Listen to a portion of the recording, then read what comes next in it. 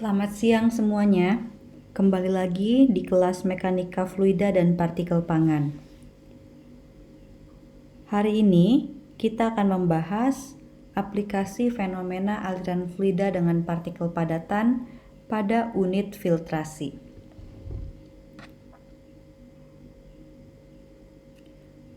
Buku rujukan yang dapat digunakan adalah buku Unit Operation yang ditulis oleh Giancoplis.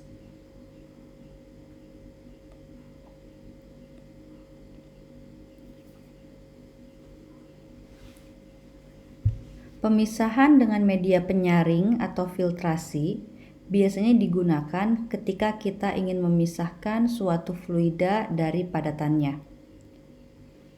Fluida yang digunakan bisa berupa atau fluida yang ingin dipisahkan bisa berupa cairan ataupun gas.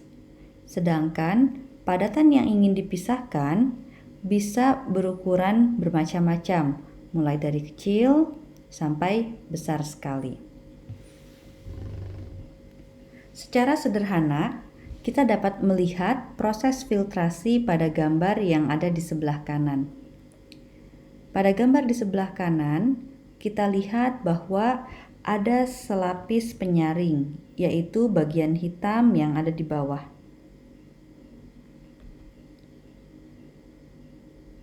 Di atas penyaring tersebut, kita memasukkan lumpur, di mana tentunya kita tahu bahwa lumpur merupakan campuran dari padatan dan cairan.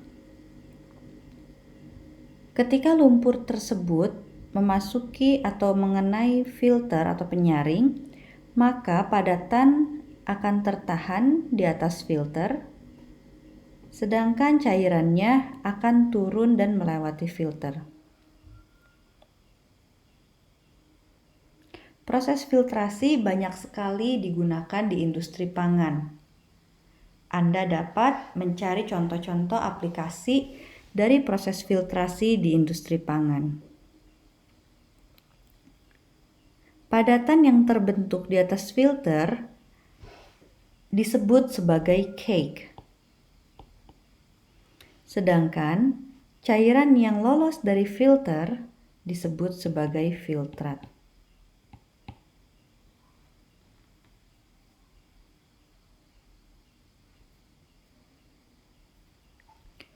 Berdasarkan arah cairan terhadap medium filter, proses filtrasi dapat dibagi menjadi dua, yaitu proses konvensional atau seringkali disebut sebagai dead end, dan proses cross flow atau tangensial. Pada proses dead end filtration, cairan mengalir tegak lurus terhadap filter, sama seperti yang telah kita lihat pada slide sebelumnya. Padatan akan membentuk cake atau lapisan di atas permukaan filter. Pada filtrasi cross flow, cairan mengalir searah dengan filter. Tujuan dari filtrasi cross flow ini adalah untuk mengurangi terbentuknya cake. Jadi, pada proses filtrasi cross flow, sebenarnya cake masih juga terbentuk, namun ketebalannya jauh lebih rendah daripada kalau kita menggunakan filtrasi yang konvensional. Skema dari kedua jenis filtrasi tersebut dapat kita lihat pada gambar berikut. Di sebelah kiri atas, kita dapat melihat skema proses filtrasi dead end. Pada proses ini, kita memiliki penyaring, kita memasukkan feed tegak lurus dengan penyaring, seperti yang diberikan oleh tanda panah di sini, dan cake akan terbentuk di atas penyaring. Ini adalah cake-nya. Filtrat akan turun dan menembus filter. Di sini filtrat juga disebut sebagai permeat.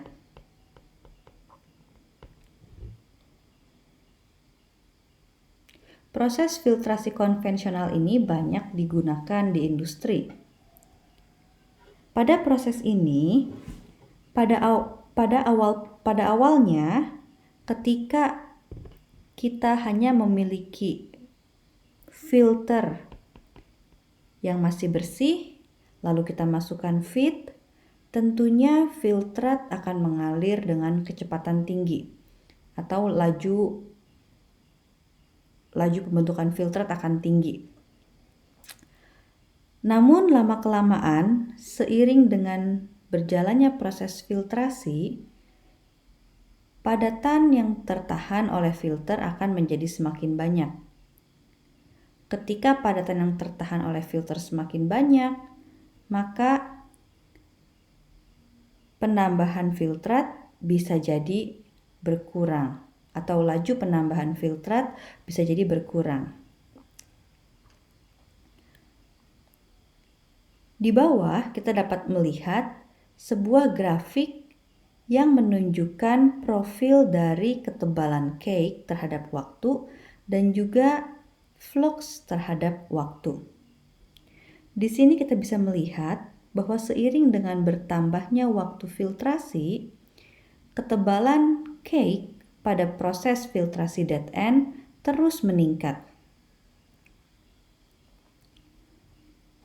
Untuk flux, saya ingin menyampaikan dulu apa itu flux. Pada proses filtrasi, flux seringkali dinyatakan sebagai jumlah filtrat dibagi dengan luas area dikalikan waktu. Jumlah filtrat yang dimaksud di sini bisa dalam satuan volume ataupun satuan berat. Namun, lebih sering kita temui jumlah filtrat dinyatakan dalam satuan volume, misalkan liter.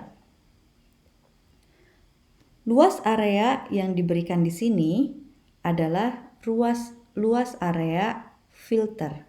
Jadi berapakah luas area dari filter yang kita gunakan? Satuannya adalah meter kuadrat. Dan waktu adalah waktu pengamatan penyaringan. Satuannya misalkan jam. Satuan dari flux biasanya adalah liter per meter kuadrat jam, namun bisa juga menggunakan satuan lain asal artinya tetap sama. Nah, pada proses filtrasi dead end, kita bisa lihat di sini bahwa flux dari filtrat ini akan menurun terus seiring dengan waktu.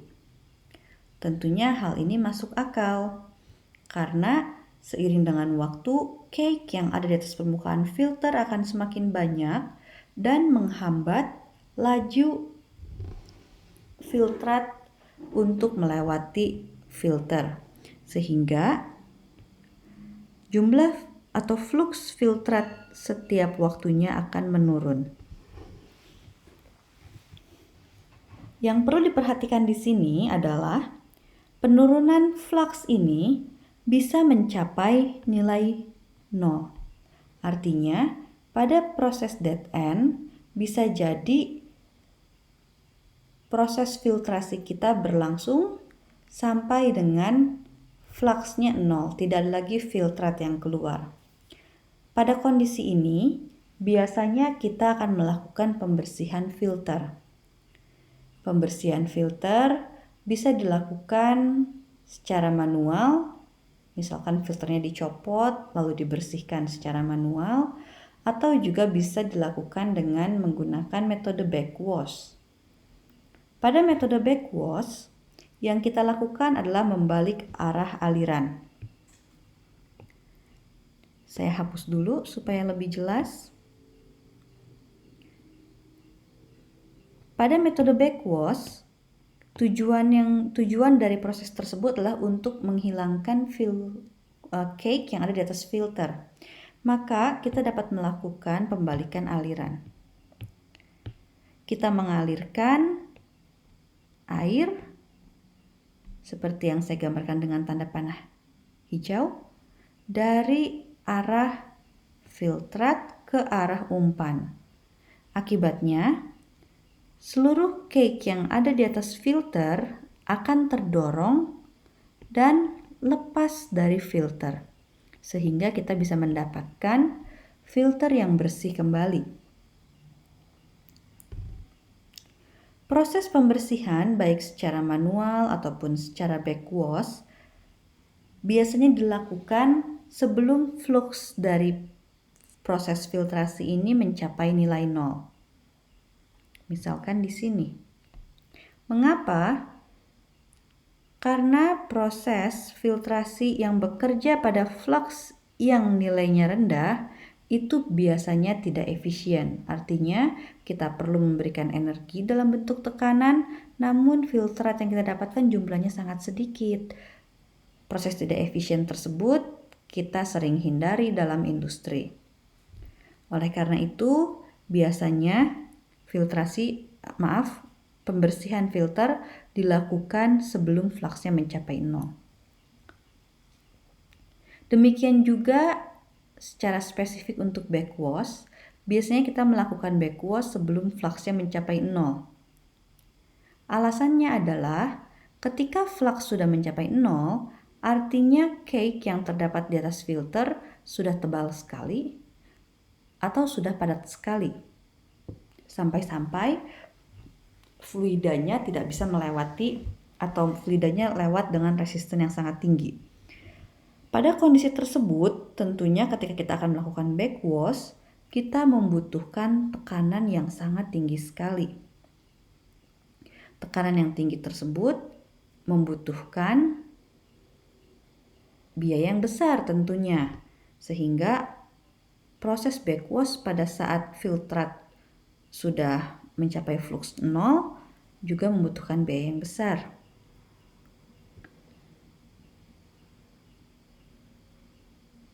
Proses filtrasi yang kedua bisa kita lihat pada gambar di sebelah kanan atas. Gambar sebelah kanan atas menunjukkan proses filtrasi crossflow. Proses filtrasi crossflow ini banyak kita temui pada proses-proses berbasis teknologi membran. Nah, kita lihat pada proses filtrasi crossflow ini, aliran dari fluida dan partikel atau aliran umpan bergerak paralel dengan filternya. Di sini kita lihat ini adalah filter, dan umpannya bergerak paralel dengan filter. Filtrat atau permeat akan keluar menembus filter, dan cake akan terbentuk di permukaan dalam sini. Yang perlu kita perhatikan di sini adalah aliran umpan yang paralel dengan filter menimbulkan adanya gaya geser. Gaya geser akan muncul di permukaan cake. Karena ada gaya geser, artinya ketebalan cake bisa dikontrol. Karena tentunya partikel-partikel yang menempel di permukaan cake bisa lepas kembali dari cake selama ada gaya geser tersebut. Oleh karena itu, jika kita melihat grafik yang ada di bawahnya, itu grafik sama-sama menunjukkan tren dari flux dan ketebalan cake terhadap waktu. Kita bisa lihat bahwa betul memang ketebalan cake-nya meningkat, tapi lalu akan mencapai kesetimbangan. Artinya, pada kondisi tertentu, cake yang terbentuk di permukaan filter tidak akan lagi bertambah tebal. Pada kondisi tersebut, kecepatan partikel menempel di permukaan cake sama dengan kecepatan partikel lepas dari permukaan cake karena adanya shear rate atau gaya geser shear force dari aliran umpannya tersebut.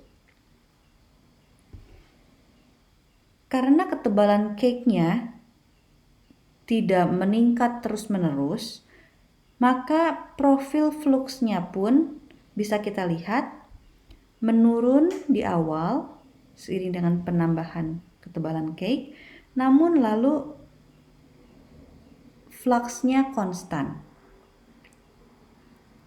Jadi, pada proses filtrasi cross flow, kita bisa mengharapkan bahwa proses kita akan berlangsung pada kondisi di mana fluxnya tidak tinggi sekali, namun akan membutuhkan waktu yang sangat lama untuk mencapai nilai 0.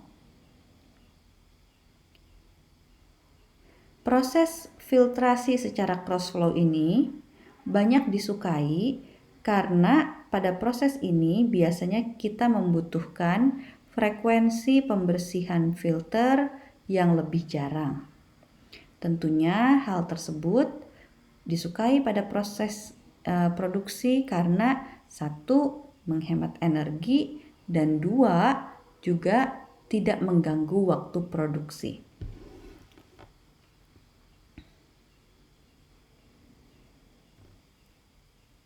Sekarang kita akan melihat kinerja filtrasi konvensional atau disebut juga sebagai filtrasi dead end. Pada awal proses, tentunya kinerja dari filtrasi dead end ini akan sangat bagus.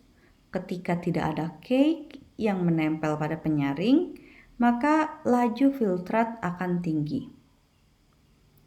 Pada kondisi tersebut, tahanan utama bagi perpindahan filtrat adalah tahanan yang berasal dari media penyaringnya. Media penyaring ini bisa berupa logam, bisa juga berupa kain atau material lain. Yang pastinya ada pori-porinya, begitu. Nah, jadi pada awal proses, media penyaring inilah yang merupakan tahanan utama dari perpindahan massa filtrat. Seiring dengan penambahan ketebalan cake di atas filter, maka akan muncul tahanan dari cake juga. Jika cake-nya masih sangat tipis, bisa jadi tahanan perpindahan massa yang disebabkan oleh media penyaring lebih tinggi daripada tahanan perpindahan massa yang diakibatkan oleh cake. Namun, ketika cake sudah mencapai ketebalan yang cukup signifikan, maka tahanan perpindahan massa yang disebabkan oleh adanya cake di atas filter seringkali lebih besar daripada tahanan perpindahan massa yang disebabkan oleh filternya sendiri. Secara umum, laju perpindahan, dalam hal ini kita bicara perpindahan filtrat, dapat dinyatakan sebagai driving force dibagi dengan tahanan. Tentunya Anda dapat mengingat kembali misalkan pada laju perpindahan panas, biasanya persamaannya atau biasanya kita bisa ingat lagi ya, untuk konduksi misalkan Q sama dengan K dikalikan delta T per L. Di sini kita bisa lihat ada laju, ada driving force, dan ada tahanan. Nah, untuk filtrasi, kira-kira apa driving force-nya dan apa tahanannya? Tentunya driving force-nya adalah perbedaan tekanan. Perbedaan tekanan antara filtrat dengan umpan. Dan tahanannya tentunya adalah tahanan yang tadi telah kita bahas. Tahanan yang diberikan oleh filter dan juga tahanan yang diberikan oleh cake yang menumpuk di atas filter. Seperti yang tadi telah kita bicarakan, tahanan yang ada dalam proses filtrasi dapat dibagi menjadi dua, yaitu tahanan medium filternya dan tahanan cake-nya.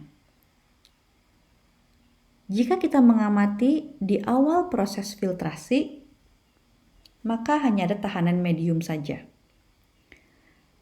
Ketika hanya ada tahanan medium saja, perubahan flux, di sini saya tuliskan D flux, bisa dinyatakan sebagai dV per A dt.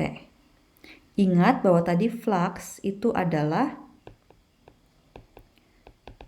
volume dari filtrat dibagi dengan luas area filter dikalikan dengan waktu. Tentunya luas area filter tidak akan berubah sepanjang operasi, sehingga perubahan flux dapat disebabkan oleh perubahan volume filtrat terhadap waktu. Dapat dinyatakan sebagai perubahan volume filtrat terhadap waktu, dV per dt. Perubahan nilai flux tersebut dapat dinyatakan sebagai minus delta PF dibagi dengan mu Rm, di mana delta PF adalah beda tekannya, mu adalah viskositas dari filtrat, dan Rm adalah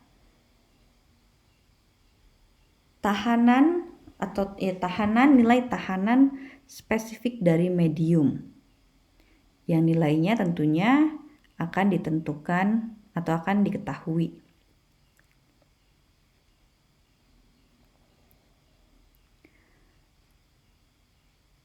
Jika hanya ada tahanan filter saja, maaf, ini ada kesalahan. Bukan hanya jika ada tahanan filter saja, tapi yang dimaksud di sini adalah jika hanya ada tahanan dari cake saja. Di sini saya perbaiki dulu.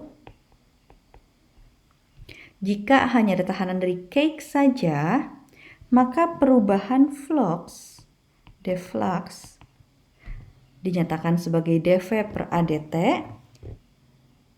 dapat dituliskan sebagai minus delta PC dibagi dengan nilai-nilai yang Anda bisa lihat pada persamaan di bawah. Delta PC adalah pressure drop atau beda tekan yang muncul karena adanya cake. K1 adalah konstanta dan biasanya nilainya adalah 4,17. Epsilon adalah fraksi ruang kosong dari cake yang terbentuk. Rho P adalah densitas partikel. SO adalah luas area spesifik partikel per volume partikel tersebut.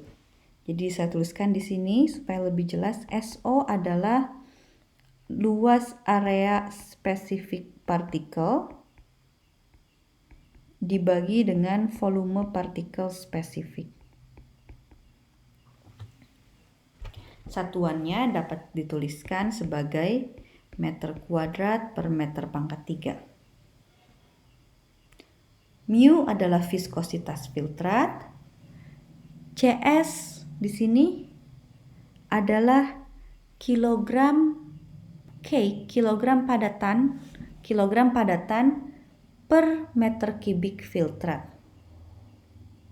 V adalah volume filtrat dan A adalah luas area dari filter. Persamaan yang panjang tersebut dapat dituliskan lebih singkat dan dinyatakan dengan persamaan yang saya beri kotak warna merah,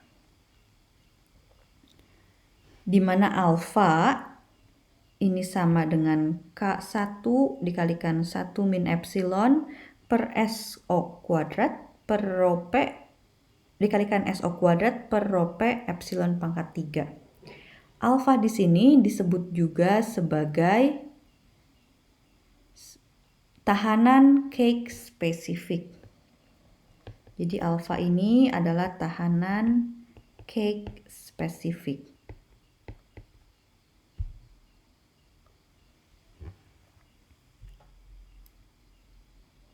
Pada kenyataannya, tahanan yang muncul pada proses filtrasi merupakan gabungan dari tahanan filter dan tahanan medium.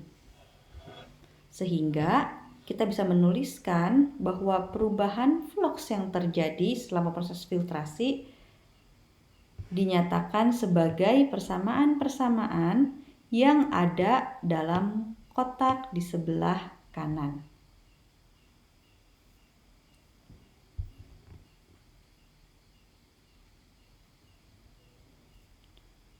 Nilai alfa atau tahanan cake spesifik bisa berubah tergantung dari atau dipengaruhi oleh beda tekan atau pressure drop-nya.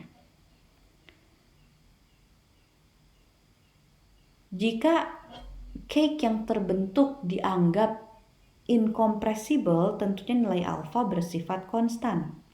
Namun, jika cake yang terbentuk di atas filter itu bersifat compressible, dan pada kenyataannya memang cake itu kebanyakan bersifat compressible, maka tentunya seiring dengan penambahan tekanan atau adanya beda tekan, nilai epsilon atau fraksi ruang kosong dari cake tersebut akan berubah. Bisa jadi cake tersebut makin lama makin memadat dan epsilonnya semakin kecil. Di mana epsilon ini tentunya dipengaruhi oleh perubahan tekanan tadi. Nah, oleh karena itu, alfa dapat dinyatakan atau dapat dihitung berdasarkan perubahan tekanan. Nilai alfa 0 aksen, beta, dan S di sini adalah konstanta-konstanta yang diturunkan secara empiris dan nilainya tentunya dapat kita temukan di literatur.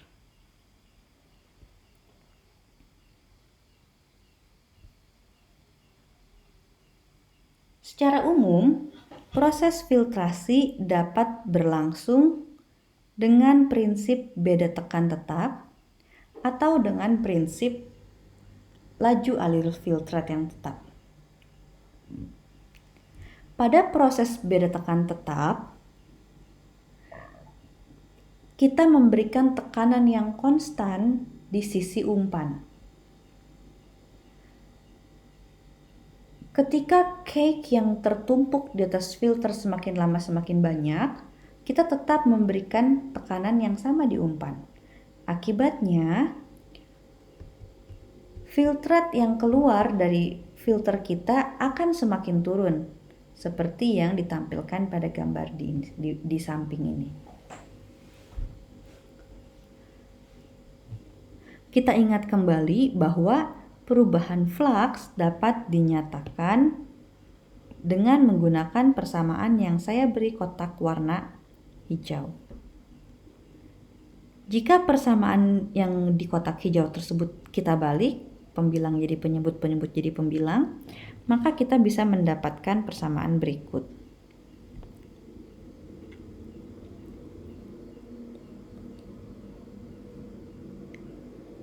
Pada nilai viskositas, pada nilai viskositas yang konstan, lalu pada kondisi beda tekan yang konstan, di sini kita lihat beda tekannya tetap ya, pada kondisi beda tekan yang konstan, maka persamaan dt per dv dapat kita nyatakan sebagai Kp dikalikan V ditambah B, di mana Kp dan B merupakan konstanta.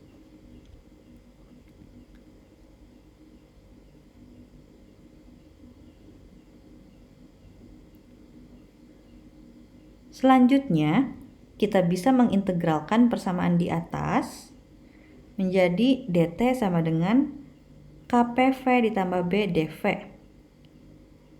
Hasil integral akan menunjukkan volume filtrat yang dihasilkan pada waktu-waktu pengamatan atau waktu operasi tertentu. T per V dapat dinyatakan sebagai Kp V per 2 ditambah B.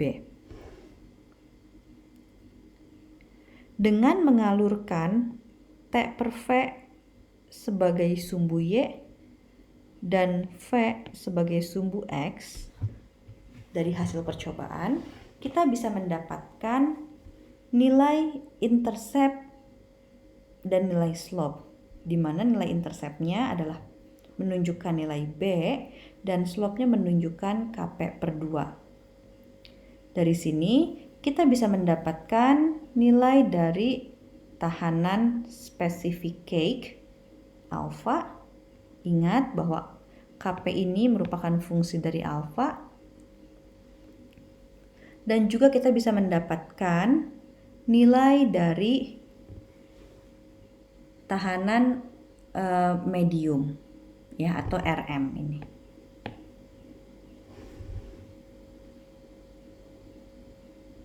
Yang kedua, filtrasi dapat dilakukan dengan prinsip laju alir tetap. Yang dimaksud dengan laju alir di sini adalah laju alir dari filtrat.